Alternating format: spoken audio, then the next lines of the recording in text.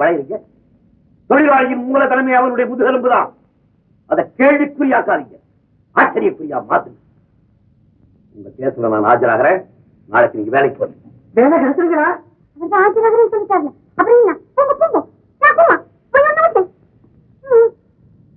Sir, தாமரை cycle factory criminal case இன்னைக்கு வருது. அப்படியா? அந்த கேஸ்ல நீ ஆஜராக? சார் நான் எனக்கு ஜூனியர் தானே. என்ன நீ? நியாயமா இந்த அடி தடி கேஸ்லாம் நீங்க என்கிட்ட தான் சார் படிக்கணும். நான் கோர்ட்டுக்கு வந்து ஆள்லாம் தீர்த்துறேன். கை கொண்ட இந்த டிராகன் பச்சை குத்திருக்கே, இது எங்க சைனாவில குத்துறதா இல்ல பஜார்ல குத்துறதா?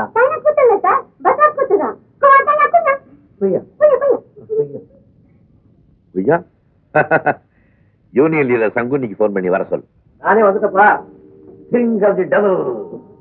நினைக்கிறப்ப வர்ற மனுஷனுக்கு ஆயுசு 100 ஆனா நீ என்ன சைத்தான்னு சொல்ற. உன்னை சைத்தான் ஆக்குனா சாவே இருக்காதுன்னு பார்த்தேன். நீ மனுஷனா இருந்து 100 வயசோட போடுங்க. வயசோட யாருக்கு என்ன? காலேஜ் டேஸ்ல இருந்து உனக்கு என்ன பார்த்தா போதும், ரேக்கி விடுற மூடு வந்துடும். பேப்பர்ல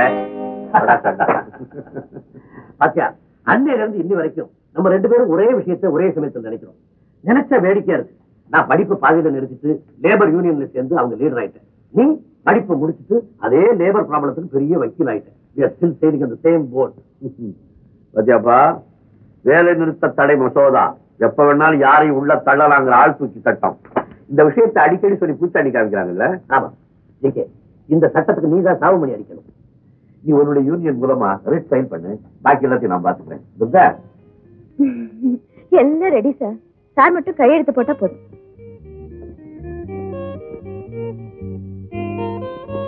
இப்படி இவ்வளவு சீக்கிரம் ரெடி பண்ணீங்க? காலையில பேப்பர் பார்த்த உடனே சார் இதை ஒரு சேலஞ்சா எடுத்துக்குவாருன்னு எனக்கு தெரியும். அதான் ரெடி பண்ணேன்.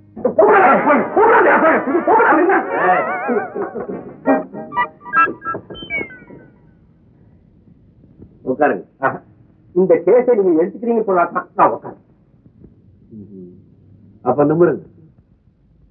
நிக்கிறேன்னு சொல்லிட்டு சாயர் என்ன வேண்டியிருக்கு? என்ன கேஸ்? இவங்க தம்பி பேர்ல கொலை கேஸ். இதுல ₹1,00,000 உங்க சீட்டா எடுத்துக்கீங்க. இந்த கேஸுக்கு நீங்க தான் ஆஜராக. வெரி சாரி, பணம் செலவாகிற கேஸ் நான் எடுத்துக்கிறது இல்லை. தொழிலாளர் சம்பந்தப்பட்ட கேஸ் மட்டும்தான் எடுத்துக்குவேன். நீங்க போகலாம். நீங்க கம்யூனிஸ்ட்? தொழிலாளியை பத்தி பேசினா கம்யூனிஸ்ட், முதலாளியை பத்தி பேசினா கேபிட்டலிஸ்ட், கடவுளை பத்தி பேசினா எத்திஸ்ட். அவனுக்குன்னு தனியா சிந்தனைகளே இருக்கக்கூடாதா? உங்க ஜாதி, மதம், அரசியல், இசம் எல்லாத்தையும் ஒதுக்கி வச்சுட்டு என் சொந்த கண்ணால ஃப்ரீயா இந்த உலகத்தை பாக்குறதுக்கு அளவு பண்ணுங்க. உன்னைய முதுகுல ஒரு முத்திரையை குத்தி கழுத்துல ஒரு போர்டையும் மாட்டினாதீங்க. இத போய் நீங்க வேண்டாங்கிறீங்க. ₹2,00,000 என்ன மாப்பிள, அப்பா கிட்ட தானே ஜூனியரா பிராக்டிஸ் பண்ண போறீங்க? சேரத பத்தி ஒண்ணும் ஆட்சேபணம் இல்ல. அவர் ஆஜராகிறதே ஆஃப்டர் ஆல் லேபர் கேஸ். அந்த கோர்ட்டுக்கு வர்ற ஜட்ஜுங்களே பஸ்ல சீசன் டிக்கெட்ல வாங்கிட்டு வராங்க. எனக்கு மாசத்துல எத்தனை கேஸ் கொடுப்பாரு, அந்த கேஸுக்கு எவ்வளவு ஃபீஸ் கொடுப்பாரு? Uncle, I want to appear only for criminal case. Choice is yours. Correct. இப்படி அடிதடி கொலை கேஸுக்கு அப்பியர் ஆனா தான் நல்ல பேர் வரும். பேரை விடுங்க, அதை வச்சுட்டு நாக்க வைக்க போறோம். இதை சேர்க்க பார்க்கணும். This is practically a world of money. அப்போ கைலாஷ் தாக்கு சேர்ந்து இவருகிட்டியா? அதுக்காக நான் போய் ஃபாரின்ல படிச்சுட்டு வந்தேன். ராகவாச்சாரி என்ன சார் உங்க சன் இப்படி சொல்றாரு? யார்கிட்ட சேர்ந்தாருன்னா அது அவருடைய விருப்பம். ஆனா ஒண்ணு மட்டும் நான் தெரிஞ்சு விரும்புறேன். என் தொழில ஒரு நேர்மையோட ஒரு லட்சியத்தோட நீ செய்யறாப்புல இல்ல. உங்க கேள்வியே தப்பு டாடி. as a lawyer எவன் கேஸ் கொடுத்து காப்பாத்துன்னு சொன்னாலும் அவனுக்காக ஆஜராகிறதா வக்கீல் தொழிலோட லட்சியம். ஆக்ஸ்போர்ட் டிக்ஷனரியில அட்வொகேட்டுக்கு என்ன அர்த்தம் தெரியுமா? சொல்லுங்க sir. One who speaks in favor of a person or cause. What's the meaning for husband and wife in your Oxford dictionary? Husband and wife, புருஷன் பொண்டாட்டி. அதுல புருஷன் என்ன செய்யணும், பொண்டாட்டி என்ன செய்யணும் போட்டுக்கானா?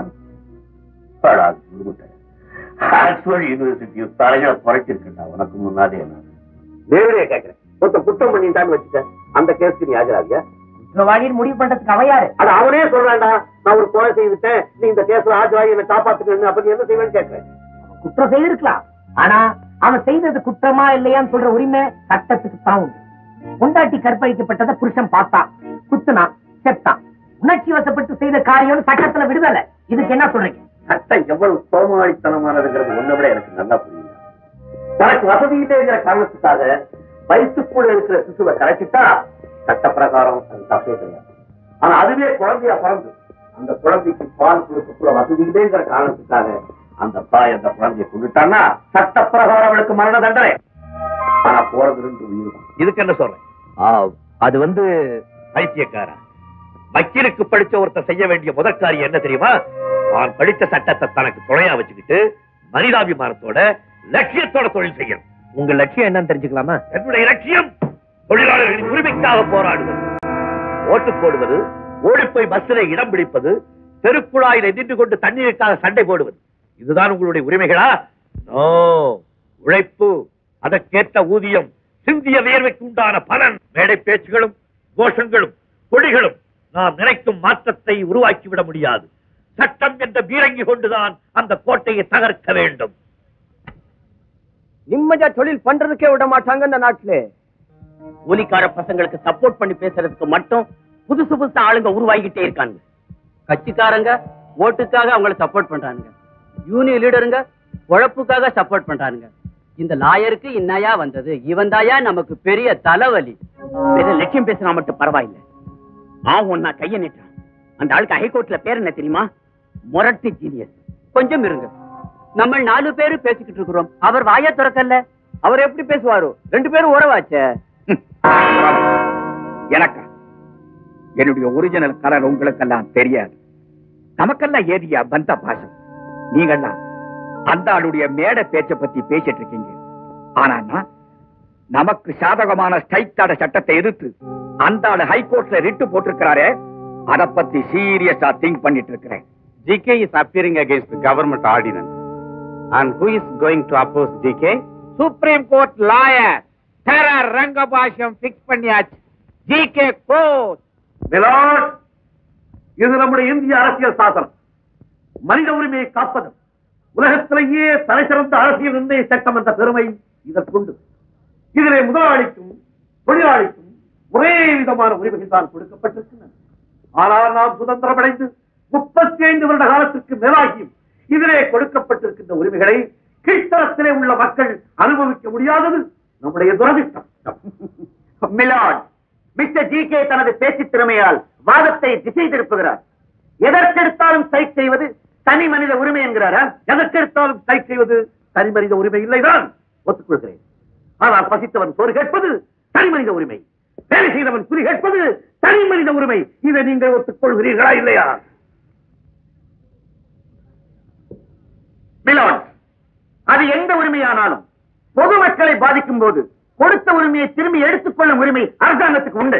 மிலாட், பொதுமக்கள் என்ற வார்த்தையை சட்டம் படித்தவர்கள் எவ்வளவு சாமர்த்தியமாக பயன்படுத்துகிறார்கள் பாருங்கள். தொழிலாளர்கள் போராடினால் பொதுமக்கள் பாதிக்கப்படுகிறார்களாம். NGOக்கள் போராடினால் பொதுமக்கள், விவசாயிகள் போராடினால் பொதுமக்கள், மாணவர்கள் போராடினால் அங்கேயும் பொதுமக்கள். யாருங்க பொதுமக்கள்? வேலை வெட்டி செய்யாமல் வீட்டு திண்ணையிலே உட்கார்ந்து கொண்டு ஊர்க்கதை பேசுகிறானே, அவர்கள் தான் பொதுமக்களா? உங்கள் கூட்டுப்படி அவர்கள் தான் பொதுமக்கள். அவர்கள் கஷ்டப்படுவதை பற்றி யாருக்குமே கவலை இல்லை.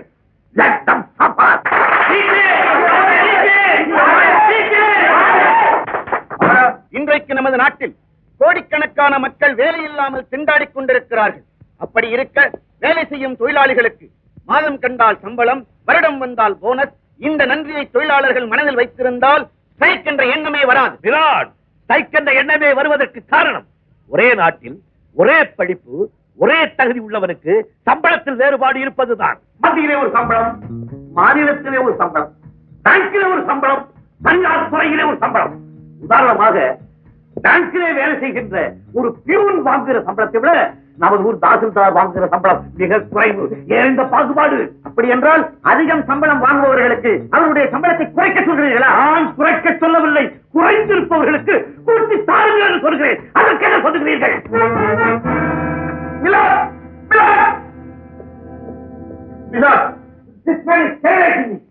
எனக்கு பாதுகாப்பு தேவை.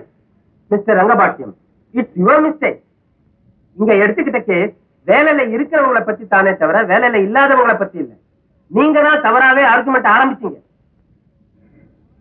Apologize, my lord. Mr. Karthikeyan, you may proceed.